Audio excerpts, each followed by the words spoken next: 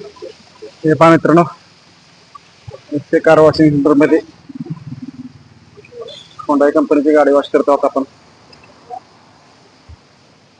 त्याचबरोबर एक सॅन्ट्रो, एक आपली सगळ्यांची आवडती नॅनो आणि दुसरे होंडाची कंपनीची एक गाडी आहे वेटिंगला.